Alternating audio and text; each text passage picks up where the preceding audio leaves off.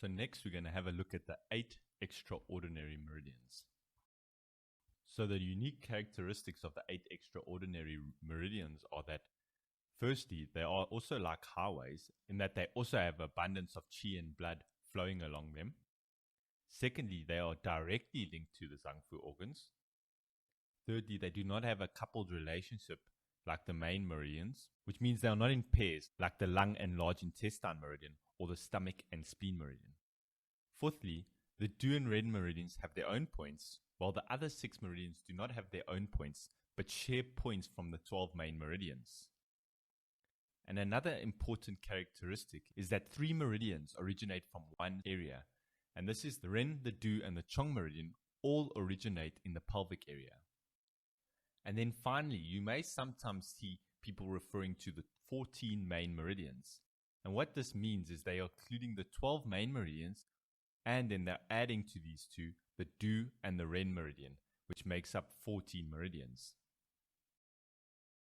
So what are the functions of the 8 extraordinary meridians? Well, firstly, they strengthen the relationship among the 12 main meridians. And secondly, they regulate qi and blood of the 12 main meridians. So the 8 extraordinary meridians are, firstly, the Ren meridian, which is also known as the conception vessel. Then it's the Du meridian, also known as the governor vessel. So you might either see Du or GV as the abbreviation. Thirdly, the Chong meridian, also known as the thoroughfare vessel. The belt vessel, also known as the daimai. The yin heel vessel, the yang heel vessel, the yin linking vessel, and the yang linking vessel. And the images on the right show the difference between the 2 meridians. So as you can see, the governing vessel has its own points, whereas the yin heel vessel and the yang heel vessel, they share points of the 12 main meridians.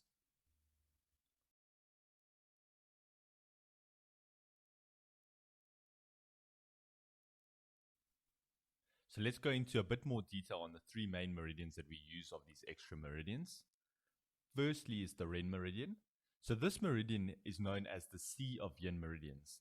And the reason why it is known as the Sea of the Yin meridians is because all 6 yin meridians are closely related to the Ren meridian. And it regulates the qi of these yin meridians and of the whole body. And that's why they call it the Sea of the Yin meridians. And the Ren meridian runs from the pelvic area down here along the anterior midline up and to the chin. The second meridian is the Du meridian, and this meridian is known as the Sea of the Yang meridians. And this is for a similar reason to the Yin meridian. It is because it is closely related to the 6 Yang meridians and regulates the qi of the 6 Yang meridians. And that is why we call it the Sea of the Yang meridians. The Du meridian runs from the pelvic area, so from the same points down here, and it runs up the posterior midline instead of the anterior midline, and runs up to the neck, up to the top of the head, and then comes back down the front of the head, so over like here, and finishes at the face. And then finally we'll talk about the Chong meridian. So this meridian is known as either the Sea of the 12 main meridians or the Sea of Blood. And the reason for this is that the Chong meridian is the meeting point of all 12 meridians and can therefore regulate the qi and blood of the 12 main meridians.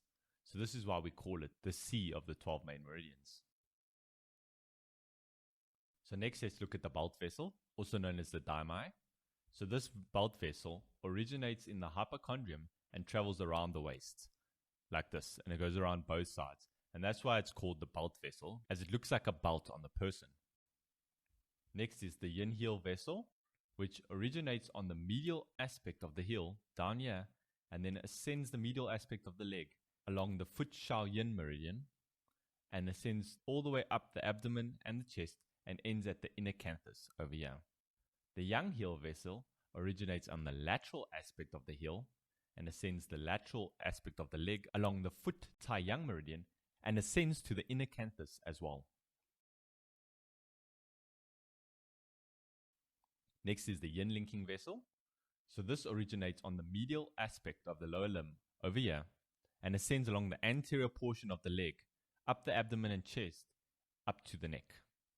The yang linking vessel originates in the heel and ascends along the lateral aspect of the body, so up here along the lateral aspect of the leg, lateral aspect of the torso, ending at the head. Next, we'll look at the 12 divergent meridians. So these 12 meridians branch out from the 12 main meridians, and then they enter the Zangfu organ, and their functions are to connect the interiorly and exteriorly related meridians. They also help to strengthen the meridians and Zangfu organs relationship. And then they serve as an extension of the main meridians. And what this means is that they increase the area through which the meridians flow, and thus increase the amount of area that they can treat.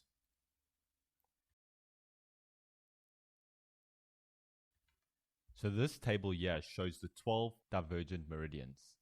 And the common characteristics between these 12 meridians is that all 12 meridians separate from one of the 12 main meridians. So they separate at a specific location, and then they'll move deeper into the body and connect with the corresponding Zangfu organs. And then they will return to the superficial area somewhere near the neck or the head, and then travel to connect to another meridian. So if we look at the first of the 12 divergent meridians, firstly you'll see that it diverges at the foot Yangming meridian, which has the full name of the stomach meridian of the foot Yangming, and it diverges from this meridian at the thigh.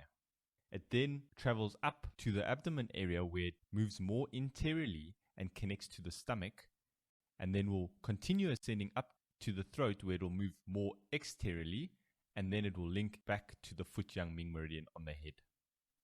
The second divergent meridian, which is linked to the first divergent meridian as they form a pair, also diverges at the thigh, except it diverges from the spleen meridian of the foot Taiyin, and then continues ascending, moves more interiorly to connect with the spleen, and then continues ascending some more back to the throat area where it moves exteriorly, and also connects with the stomach meridian of the foot Yangming.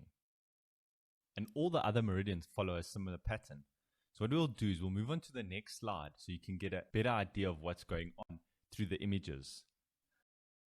So as we have just discussed, here's the first two divergent meridians that we just talked about. The divergent meridian of the stomach, this one here in the black, and the divergent meridian of the spleen, which is the dotted line. So both meridians diverge at the thigh over here, where this one is. They travel upwards to the abdomen area where they move more interiorly and connect to their organ, the spleen and the stomach, and then they ascend up to the throat where they move exteriorly again, and then both of them connect with the Yangming meridian here on the head at the eye region. So now let's look at the second pair of meridians. So this will be the third and fourth divergent meridians. This is the middle image here. So let's go back to the previous slide. I've brought it up here on the left, and you can see that the third and fourth meridians, they both diverge at the popliteal fossa. So they both separate at the popliteal fossa, but the one separates from the bladder meridian of the foot Taiyang, and the other one from the kidney meridian of the foot Shaoyan. And then they both ascend, so you can see them ascending here, and then they move interiorly at the abdomen region, connect with the kidneys and the bladder, and then they continue ascending to the posterior aspect of the neck where they move more exteriorly, and both of them connect to the bladder meridian of the foot Taiyang at the back of the neck. The third pair, which is the fifth and sixth divergent meridians, separate from the gallbladder meridian of the foot Shaoyang and separate from the liver meridian of the foot Juyin. So the fifth divergent meridian separates at the thigh of the gallbladder meridian, and the sixth divergent meridian and separates on the dorsal aspect of the foot of the liver meridian. Both of these meridians then continue upwards to the abdomen area, and these are more on the lateral aspect where they move more interiorly, connect with the liver and gallbladder, and then continue ascending the lateral aspects all the way up to the face where they move more exteriorly and connect with the gallbladder meridian of the foot Shaoyang over here on the face. So now let's look at the fourth confluence, which consists of the large intestine meridian of the hand, Yangming, and the lung meridian of the hand, Taiyin. The seventh divergent meridian diverges at the large intestine meridian of the hand, Yangming, and diverges on the hand over here, whereas the eighth divergent meridian diverges from the lung meridian of the hand, Taiyin, at the axilla area over here. Both of these then travel up the arm to the chest, where they move interiorly and connect with the large intestine and the lung, and then they continue ascending to the supraclavicular fossa, where they return to the exterior position, and then they connect with the large intestine meridian of the hand, Yang Ming, at the neck region over here. Then the 9th and 10th divergent meridians, also known as the divergent meridians of the hand, Taiyang, or the 5th confluence. Firstly, the 9th divergent meridian diverges from the small intestine meridian of the hand, Taiyang, at the shoulder over here, whereas the 10th divergent meridian diverges from the heart meridian of the hand, Shaoyin, at the axillary fossa over here. Both of these divergent meridians then move to the chest region, where they move more interiorly, and they connect to the small intestine and heart Zangfu organs, and then they continue ascending to the face, where they move more exteriorly, and they connect to the small intestine meridian of the hand, Taiyang, at the inner canthus of the eye. And now we're on to the final confluence, the 6th confluence. This is the 11th and 12th divergent meridians, and the 11th divergent meridian diverges from the Sanjiao meridian of the hand, Shaoyang, at the vertex up here, and the 12th divergent meridian diverges from the pericardium meridian of the hand, Juyin, 3 Tsun below the axilla over here. Both of these meridians move superiorly and medially to the chest region, where they move more interiorly into the body and connect to the upper, middle, and lower jowls and the pericardium. They then continue ascending to the face, where they move exteriorly again, and then they connect to the Sanjiao meridian of the hand, Shaoyang, just behind the ear over here.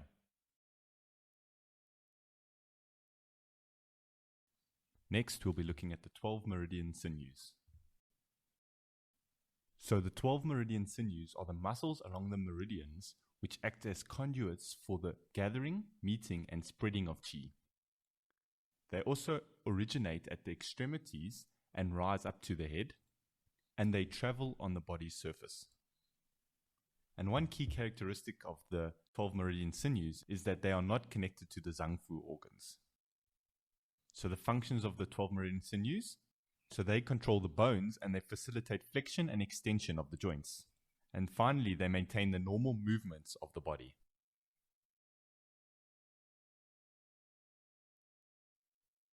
So this slide shows the general characteristics of flow of the 12 meridian sinews. And these are very similar to the flow of the 12 meridians. As you can see here, the 3 yang muscle regions of the hand originate at the fingers and travel along the lateral aspect of the arm to the head. This is the same as the 3 yang meridians. The 3 yin muscle regions of the hand originate at the fingers and travel along the medial aspect of the arm to the chest. This is the same as the 3 yin meridians, but the direction of flow is opposite, as the 3 yin meridians flow from the chest down to the fingers. Then the 3 yang muscle regions of the foot originate at the toes and travel along the lateral side of the leg, terminating on the face. This once again is the same as the yang meridians, except the flow is opposite, as the yang meridians flow from the head down to the toes. And finally, the 3 yin muscle regions travel from the toes along the medial side of the leg and terminate in the abdomen, which is the same as the 3 yin meridians. Next, we will look at the 12 cutaneous regions. So the 12 cutaneous regions refers to the superficial surfaces along which the meridians flow. And these 12 cutaneous regions follow the same pathway as the 12 main meridians, and they cover the entire surface of the body. And they are important as they help with our diagnosis. So the functions of the 12 cutaneous regions, firstly, because they're the external surface of the body, they are in contact with the outside world, and thus they are our first layer of protection from external pathogens. And secondly, they serve a diagnostic purpose. And how this works is we can observe these regions and look for changes, and these can help us come to our diagnosis. For instance, if we look at the color changes of the skin, if the area changes to blue, this could indicate there is local pain or blood stasis. If it changes to yellow or red, this could indicate a heat condition. Or if it changes to a white color, this could indicate a cold condition.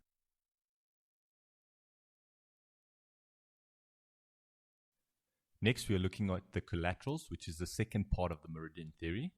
Remember that the collaterals are very similar to meridians, but the only main difference is that on the meridians, the qi and blood flow much faster than on the collaterals. Firstly, we're going to look at the 15 connecting collaterals. So the 15 connecting collaterals separate from the 12 main meridians, the Ren meridian and the Du meridian, and then the spleen has another major collateral, so it has 2 collaterals. And these collaterals are named after the meridian from which they separate, and they branch out from the luau connecting points which are below the knees and elbows. And once they separate from the main meridian, they follow their own pathway. The functions of the connecting collaterals: the 12 main meridian collaterals help to enhance the connection between the coupled organs. And what this means is that it helps enhance the connection between the Zhang Fu pairings, which is the pairings such as the spleen and stomach or the lung and large intestine.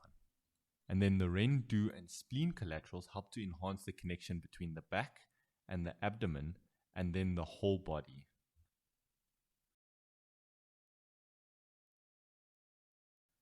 Next, we're going to look at tertiary collaterals and superficial collaterals. So the tertiary and superficial collaterals separate from all the major meridians, and then they flow on the surface of the body over the entire body. Their functions are to transport qi and blood over the entire surface of the body. So this image is a nice illustration of how the collateral system works. So if you look here, the blue line is the main meridian, and from it we can see a dark green thick line flowing off of it over here. And this is one of the 15 main collaterals that we talked about first. And you can see this one flows down a specific pathway along the hand to the tip of the index finger. So the main collaterals have specific pathways. But from this main collateral, there will be many little branches like over here. And these are what we call the tertiary collaterals. So there will be many different ones. And then from the tertiary collaterals, it splits into many more divisions, which we call the superficial collaterals. And this is how the qi and blood is spread through the entire body. And this system is very similar to the system of blood flow from Western medicine, where the blood flows from the arteries to smaller and smaller arteries, and eventually to capillaries, which are similar to the superficial collaterals. And then it once again joins up together to form larger and larger veins, which then return to the heart. So now we're going to look at how you can apply the meridian theory into your clinical practice. So we're going to break this down into 2 different sections. Firstly, how you can use it in making a diagnosis, and then secondly, how it can assist your treatments. So on this slide, we're looking at the diagnosis. So the first way in which we can use it is we can use it according to the course of the meridians. And what this means is that we determine the affected meridians based on the symptoms, the signs, and the pathological changes, and the location of these changes, as this points towards specific meridians. One such example is headaches. So when a patient presents with a headache, we often ask them if the headache is in any specific region. The reason why we ask that is that different meridians govern different parts of the head. So if you take a look at this image on the right here, this is just showing the meridians that travel on the head. So if we look over here, this is the ear and this is the lateral side of the head. So if a patient is presenting with pain on the lateral side of the head, so we normally call these parietal headaches, so the headache is felt over here, we associate these type of headaches with Shaoyang meridian dysfunction. And the reason why we say Shaoyang is because the 2 Shaoyang meridians travel in this region. You can see the one is this light green line here, and the other Shaoyang meridian is this red meridian. So you can see these 2 meridians cover most of the temporal region of the head. And that's why usually when a patient has a headache in this region, we normally believe that either the Sanjiao or the gallbladder meridian is affected. And you can use the same method with frontal headaches, headaches at the top, or headaches at the back of the head. The second way we can use meridians to help our diagnosis is by inspecting the meridians. So what we will look for is we're looking for changes in the shape and the color on the relevant meridians. One example is to look at the index finger of infants. There we look at the vein on the index finger and we look for any changes in color or in shape or in how visible the vein is. And another way we can do this is by looking at the veins at the back of the knee. So if we look at this image at the bottom right here, you can see the back of a patient's knee. And if you look at the right knee compared to the left knee, you can see that the veins are a lot more visible on the right knee. Now, according to acupuncture theory, there's one main meridian that flows in this region, and that's the bladder meridian, and it flows like this down the back of the knee. So when we see a change like this of these dilated blood vessels right around the bladder meridian points, this can often point to dysfunction in the bladder meridian. And the most commonly seen symptom would be lower back pain. And in this case, it would most likely be more lower back pain on the right-hand side, because the left-hand side of the ear has much less dilated veins. So this will help us make a diagnosis of the bladder meridian being affected. And the third method we can use meridians to make a diagnosis is that we can palpate along the relevant meridians. So if, for instance, the patient is presenting with shoulder pain, then we will palpate the meridians around the shoulder. Or if they present, for instance, with lower back pain, then we're going to palpate different meridians and the meridians that flow in the lower back region. What we are looking for is any tenderness felt by the patient when we press on a point, any tubercles, cord-like lesions, or soft and hard areas. So we can either palpate each individual point, but also we could palpate along a meridian to see if we can see any of the changes we just mentioned. And then the fourth and final method we can use meridians to make a diagnosis is that we can look for any changes in biophysical features along any relevant meridians. What we will see is we'll see a lower resistance, a higher luminosity, or a higher sound transportation on meridians that are affected. So how would we apply the theory of meridians and collaterals in our clinical practice? Well, firstly, the functions of acupuncture is actually to move the meridian qi and blood and regulate the zang fu organs. And therefore, once we diagnose the affected meridian, we can then use acupuncture points along this meridian to treat it. And that's why the knowledge of the meridians is so important. And then secondly, the meridians connect to the zang fu organs. So in order to treat a zang fu organ, we need to know which meridian is related to it so that we can use acupuncture points along this meridian to help to treat the affected zang fu organ. Secondly, many treatment techniques can be done on individual acupuncture points, but they can also be done along a meridian for certain conditions. And these treatments include acupuncture, moxibustion, acupressure, cupping, scraping, and tweener can all be done along a meridian as well as on individual points. And then thirdly, we can guide our treatment by the affected meridians. For instance, we can tonify the liver to treat eye disorders as the liver meridian runs along to the eye. Or we can use specific points which are used to treat specific conditions. For instance, in Zizong Shu Ge, which is a summary song of 4 points, the author of this poem suggests specific points for specific symptoms regardless of the cause of the disease. And these are bladder 40 for upper and lower back pain, stomach 36 for abdominal problems, lung 7 for head and posterior neck problems, and large intestine 4 for lung and mouth problems.